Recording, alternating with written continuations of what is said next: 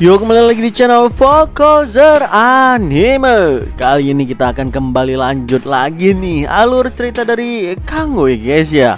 Udah pada lupa nggak dengan alur ceritanya? Bagi yang udah lupa, teman-teman bisa nonton ulang part-part sebelumnya, ada di deskripsi di bawah. Itu lengkap baret lah pokoknya. BTW karena udah repot-repot cek deskripsi, di sana juga ada link untuk traktirin kopi. Oke lah, tanpa berlama-lama lagi langsung aja kita mulai alur ceritanya. Di video sebelumnya, pertarungan tingkat tinggi berlangsung antara World Ranker Cina yang bernama Mujin versus Kanggo. Ngelihat Mujin mengerahkan kemampuan terbaiknya, Kanggo pun menggabungkan 3 authority sekaligus: Authority of Blade, Authority of Hellfire, dan Authority of Massacre. Dengan gabungan 3 authority itu, sebuah Great Sword yang sangat gila tercipta. Sebuah Great Sword bernama Gram. Ngelihat kengerian senjata Kanggo itu, Mujin sampai bilang, "Hahaha, luar biasa, siapa sebenarnya kau anak muda?" Dengan santuy Kanggo ngejawab, "Kau pasti udah melakukan penyelidikan tentangku bukan? Ayolah maju dengan kemampuan penuhmu sekarang." Mereka berdua pun udah bersiap menyerang dengan serangan ultimate terkuat mereka masing-masing. Namun tiba-tiba Kanggo tersentak kaget karena Ketua Cha tiba-tiba menelponnya. Kanggo pun terpaksa mengangkat telepon Ketua Cha terlebih dahulu, dan di sana dia pun langsung dimarahi oleh Ketua Cha karena memasuki fasilitas guild Red Rose sembarangan tanpa izin. Lagian ada perintah penting dari Kapten Jang Hyun Jae yang baru aja kembali dari Jepang. Dia memanggil semua dari mereka karena ada keadaan darurat. Dengan nada marah-marah, Ketua Cha menyuruh Kanggo langsung bergegas ke markas Hwoarang sekarang juga. Titik gak pakai koma. Mujin yang tahu kalau memang Kanggo saat ini harus segera pergi, dia pun mengatakan untuk menunda duel mereka di sini dan langsung lanjut aja berangkat sana. Dia dan yang lain akan membersihkan efek pertarungan sebagai bentuk tanggung jawab di sini. Tapi dia sendiri kecewa karena nggak bisa menyelesaikan pertarungan ini. Di belakang Mujin terlihat Seyun dengan muka yang memerah bilang, "Kanggo benar-benar kuat." Lalu Sihon yang emang dari sebelum-sebelumnya merupakan penggemar Kanggo juga mengatakan hal yang sama. Ngelihat itu Mujin hanya bisa pasrah dan bilang, bukankah kedua orang ini harusnya dijodohkan? Tapi mereka malahan ngefans dengan orang yang sama. Bahkan sebenarnya aku bermaksud untuk menakuti Kanggo dengan mengajaknya berduel sebelumnya. Tapi dari dalam dirinya aku merasakan aura dingin yang menakutkan bagai lautan yang gak nampak ujungnya. Sangat luas seperti akan melahap segalanya. Apa ada orang yang bisa menanamkan rasa takut kepada orang seperti itu? Mujin sepertinya sedikit menyadari keberadaan dari 10.000 Demon Core yang sangat mengerikan di dalam diri Kanggo.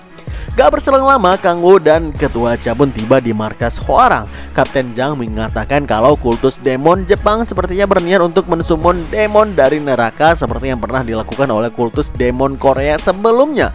Mendengarkan itu, Kanggo terlihat sangat senang. Kalau ada demon yang disummon, maka ketika dia bisa mengalahkan demon itu, jadinya bisa dikonsumsi. Dan itu merupakan kenaikan status yang sangat tinggi kalau mengkonsumsi demon. Terlebih lagi kenaikan dari demonic energi yang signifikan. Tapi wajah sumberingahnya langsung berubah ketika Kapten Jang mengatakan kalau demon yang disummon kultus demon Jepang adalah Sukubus. Kapten Cha pun nanya, "Sukubus? Makhluk yang menyerang vitalitas pria itu? Siapa nama Sukubus yang akan mereka summon tersebut?" Kapten Jang pun ngejawab, "Lilith." Spontan mendengarkan nama itu, Kanggo langsung pucat pasi berkeringat dingin dan dia tersentak kaget sampai bangun dari duduknya yang ngebuat Ketua Cha kaget juga. Dalam hati Kanggo bilang, aku gak salah dengar. Udah jauh-jauh kabur dari neraka kembali ke bumi, kenapa aku harus ketemu dengan dia lagi?" Dengan tatapan penuh semangat dan kemarahan, Kanggo bilang, "Aku pasti akan menghentikan summoning itu semaksimal mungkin." Sedikit flashback. Jadi di saat Kanggo berada di neraka sebelumnya, Lilith adalah demon yang melayaninya secara langsung bersama dengan Balak. Jika Balak adalah simbol kekuatan yang sebanding dengan Archduke, maka Lilith adalah simbol kecerdasan yang mengelola pasukan Demon King dengan kecerdasannya yang superior. Dan secara resmi juga Lilith merupakan istri Kanggo di neraka. Kok bisa? Jadi sebelumnya saat Kanggo berada di ambang kematian setelah pertarungan besar melawan Archduke, Lilith lah yang membantu Kanggo mengatasi krisis tersebut. Dan disitulah Kanggo berjanji untuk menikahi Lilith sebagai imbalan kalau dia bisa mengatasi krisis tersebut. Parahnya setelah menikah, setiap malam Lilith menyelinap ke kamarnya Kanggo hampir setiap hari. Jujur Kanggo gak tahan dan jijik ngeliat tentakel Lilith yang lengket-lengket berlendir tersebut. Makanya apapun yang terjadi, Kanggo gak mau lagi kembali ke kehidupan itu lagi. Kembali ke cerita. Dengan mata yang berbinar-binar, Kang Wo bilang, "Demi bumi kita harus menghentikan summoning demon itu." Mendengarkan itu ketua Cha bilang ke Kang Wo, "Hei, apa kau tadi pagi salah minum obat?" Tapi Kang Wo nggak mempedulikan itu dan nanya kepada ketua Jang gimana situasi saat ini di Jepang. Kapten Jang menjawab, "Tolong simpan info ini pada kalian aja, jangan sampai tersebar. Saat ini Yuri Kurosaki udah diculik oleh kultus demonik Jepang." Mendengarkan itu spontan ketua Cha dan Hwarang berdiri terkaget-kaget. "Emang siapa dia?" tanya Kang Wo penasaran. Ketua Cha bilang, "Kau nggak tahu siapa dia? 5 tahun yang lalu pada hari dimana katalisme terjadi, sebuah gate rank SS muncul di stasiun Sapporo. Monster kuat yang muncul dari gate itu membantai banyak warga Jepang. Negara Jepang nyaris runtuh karenanya di saat itu. Kurosaki Yuri, sang Maiden of Heaven pun muncul. Sebagai cucu kaisar Jepang, dia memberikan support besar kepada player Jepang, mendorong monster kembali ke Hokkaido dan menyelamatkan Jepang dari kehancuran. Saat ini Hokkaido memang masih menjadi zona monster atau zona merah, tapi peristiwa itu membuatnya menjadi pilar spiritual Jepang. Selain itu kemampuannya luar biasa, bernama Kangshin. Kemampuannya itu kemampuan untuk menyalurkan kekuatan dewa dari mitologi Jepang ke dalam tubuhnya. Rumor mengatakan kalau Eyes of Susanoo milik Ryoma Fujimoto itu tercipta berkat kemampuannya.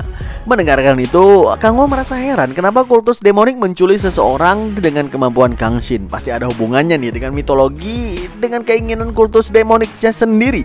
Tiba-tiba Kang Wo tersentak dan dia bilang dalam hati, kalau dipikir-pikir lagi, nama-nama dari 7 Archduke adalah Lucifer, Satan, Baal, Leviathan, Belphegor, Mammon, dan Asmodeus. Mereka termasuk dalam Seven Deadly Sin, nama yang sangat familiar. Jika nama-nama ini telah diwariskan melalui mitos, itu pasti karena pengaruh dari dunia lain. Kemampuan Yuri Kurosaki bukan hanya Kangshin, tapi juga kemampuan untuk mensummon kekuatan makhluk dari dimensi lain. Karena itulah kultus demon ingin mensummon Lilith. Kekuatan Lilith termasuk ilusi dan dominasi. Kultus demonik mengincar skill itu. Setelah mengetahui motif kultus demonik Jepang mensummon Lilith, Kang Wo pun nanya kepada Kapten Jang berapa orang yang bisa dikerahkan untuk mengatasi situasi ini. Menurut Kapten Jang sih, karena pemerintah Jepang masih ingin merahasiakan penculikan Yuri ini, maka nggak ada pilihan lain selain bertindak diam-diam. Maksimal 7 orang lah. Akhirnya diputuskan lah yang berangkat ke Jepang itu dari Korea adalah Kang Wo sendiri, Ketua Cha, Hwayeon, Hyunmo, dan Kapten Jang. Lalu ada Echidna sebagai supporter dan juga transportasi naga, serta Seol Ah yang punya kemampuan Blessing of Light, buff OP yang bisa meningkatkan kemampuan Kang Wo. Bahkan demonic energinya juga.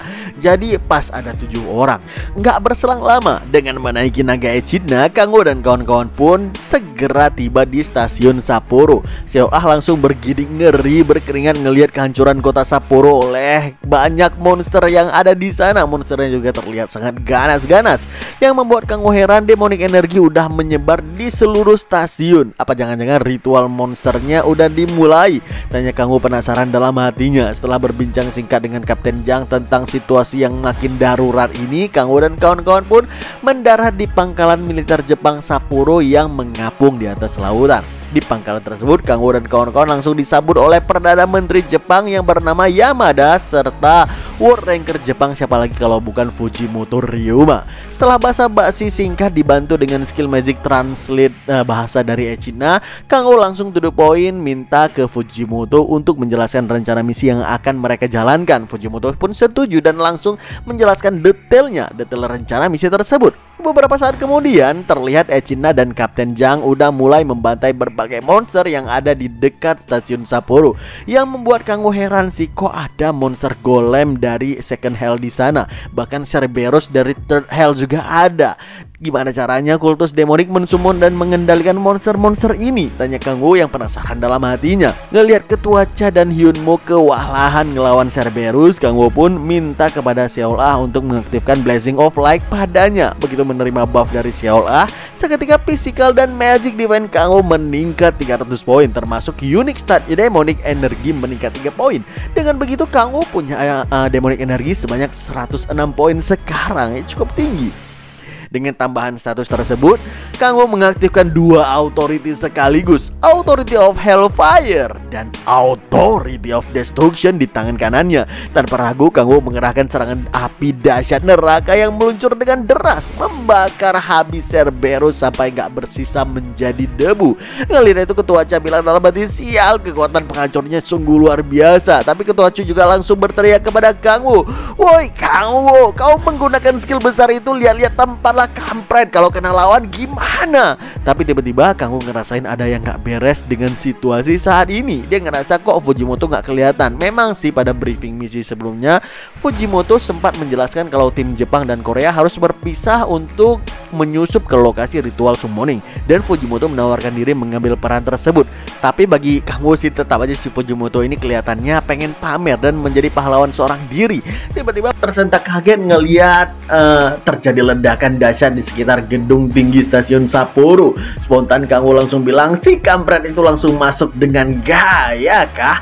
Untuk ngeliat situasi di sana, Kang Wo mengaktifkan skill Authority of Watcher untuk mengawasi Fujimoto yang beraksi di atas sana. Memang Fujimoto saat ini terlihat sedang membantai para monster yang menghalangi jalannya. Tapi yang membuat Kang Wo heran, kenapa nggak ada satupun anggota kultus demonik ditemui Fujimoto selagi menyusup di bawah sana. Padahal dia udah menyebabkan keributan sebesar itu di atas sana. Namun Kang Wo pun menyadari sesuatu dan bilang, kalau bukan di atas berarti di bawah, bukan? Melihat demonik energi yang tinggi di sekitaran sini, sepertinya tempat ini adalah lokasi ritualnya.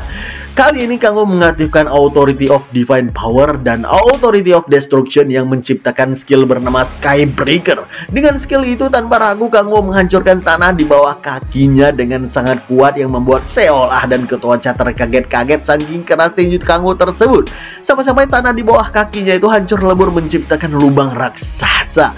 Seketika terlihatlah dua sosok kultus demonik yang bersembunyi di bawah sana. Mereka langsung berkeringat dingin dan nanya, siapa kau? Kenapa kau bisa tahu tempat ini? Ya, itu adalah kata-kata terakhir mereka karena mereka tentu aja langsung dihabisi dengan sadis oleh Kang Wo dan kawan-kawan. Awalnya Ketua Cha dan Seolah mau ngikutin Kang Wo untuk menumpas kultus demonik yang masih bersembunyi di bawah sana. Tapi karena banyaknya monster di atas permukaan sana, Kang Wo nyuruh mereka berdua bersih-bersih monster bersama Hua Yeon dan juga Hyunmo, karena mereka berdua di atas sana nggak akan sanggup untuk menahan monster-monster itu tentunya. Tapi sebelum Kang Wo melangkah pergi, Echina meminta untuk berjanji agar Kang Wo nggak membuka lagi 10,000 Demon Gate karena itu terlalu berbahaya. Kang Wo tersenyum setuju dan dia pun meluncur secepat kilat menggunakan Authority of Sky. Nggak berselang lama, Kang Wo mulai menemukan anggota kultus demonik Jepang yang lain dan membantai mereka satu persatu. Yang membuat Kang Wo heran, mereka ini kultus demonik kok lemah banget, bahkan lebih lemah dari kultus demonik di Korea. Dan akhirnya Kang Wo menemukan jawabannya. Begitu dia berhasil masuk ke dalam lubang persembunyian kultus Jepang, terlihat di sana pemimpin kultus demonik Jepang dan semua anggotanya para wibu pecinta dua dimensi yang gak sabar bertemu dengan wanita pujaan mereka, Lilith sang Succubus Queen.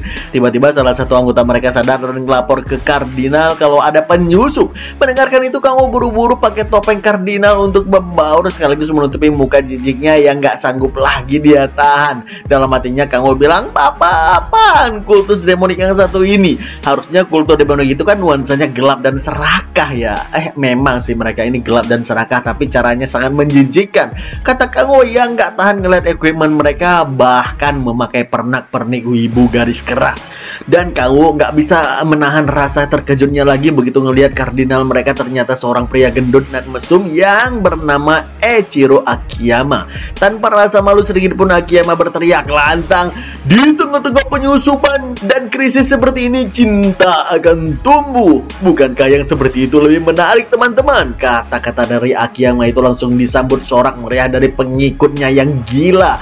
Mendengarkan itu Kang Wo berkeringat dingin dan nanya, tunggu, kalian bercanda bukan? Alasan kalian untuk mensummon Succubus Queen jangan-jangan? Bukankah udah jelas Succubus Queen adalah fantasi tertinggi seorang pria. Dialah kesempurnaan itu sendiri, jawab Akiyama dengan fantasi liarnya. Kang Wo pun bilang lagi, fantasi katamu, Succubus Queen itu fantasi kalian. Akiyama ngejawab, wah benar, kepercayaan kami itu murni dan bersih. Belum habis dia bicara tanpa ampun Kang Wo mengaktifkan Authority of Speed bangkit dan menghantamkan lututnya dengan keras ke wajah kardinal sampai topengnya hancur berantakan dan sambil bilang, "Otakmu ditaruh di biji ya bangsat. Kau meremehkan neraka. Nggak ada yang namanya fantasi di sana, bodoh." Akiyama pun terhempas jauh membentur dinding dengan begitu keras yang membuat seluruh bawahannya panik bukan main ngelihat pemimpin mereka kalah telak terhempas dalam satu serangan saja.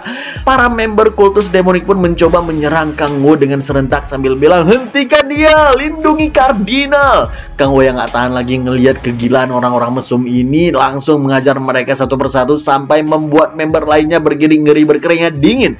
Tapi ternyata Akiyama belum pingsan. Dia mencoba bangkit berdiri dan bilang dengan lantang, "Dia bukanlah seorang yang bisa kalian hentikan. Semuanya lari dari sini. Aku akan mengulur waktu. Kalian jangan khawatir tentangku. Meski tubuhku mati di sini, kepercayaan kita, keinginan dan mimpi kita akan selalu ada." Kalimat motivasi tolol itu berhasil menyentuh orang-orang mesum gila tersebut juga. Tapi tentu aja Kang Wo makin jijik dan marah ngelihat orang-orang tolol di hadapannya. Kang Wo bilang, "Sial, kalian menculik orang menggunakan orang sebagai tumbal untuk kepercayaan bodoh kalian itu. Jangan bercanda, sialan.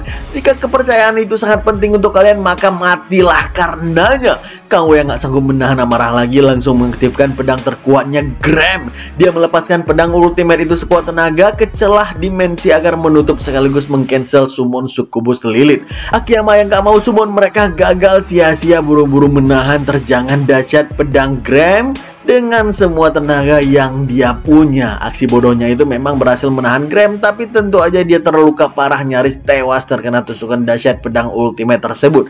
Selagi member kultus mencoba membawa kardinal mereka kabur dan mengulur waktu, dalam hati Kang Wo jujur dia udah muak ngeliat kebodohan mereka dan mau membunuh mereka semua satu persatu. Tapi karena nggak ada waktu lagi, dengan penuh tatapan intimidasi Kang Wo bilang dengan lantang, "Woi, enyahlah kalian sekarang semua." Kata-kata itu langsung dipatuhi oleh member kultus demonik karena mereka sangat ketakutan saat ini. Kang Wo pun berjalan mendekati retakan celah dimensi itu dan dia bilang dalam hati, "Ini cara yang kasar, tapi mencampurkan demonic energi dengan authority of divine power, aku yakin bisa menutupnya." Kang Wo pun menggabungkan dua kekuatan tersebut demi menutup kembali celah dimensi. Sambil memegang kedua ujung retakan dimensi, Kang Wo menarik sekuat tenaga. Perlahan celah dimensi mulai tertutup yang membuat Kang Wo lumayan senang. Tapi belum sempat dia menutupi dengan sempurna, tiba-tiba tentakel-tentakel Lilit keluar dari celah dimensi itu dengan lendir pekannya sambil bilang, Tuanku, aku akan segera datang, Tuanku." Mendengarkan suara itu, seketika kamu mulai berinding gila dan dia bilang dalam hati, "Fuck perasaan ini.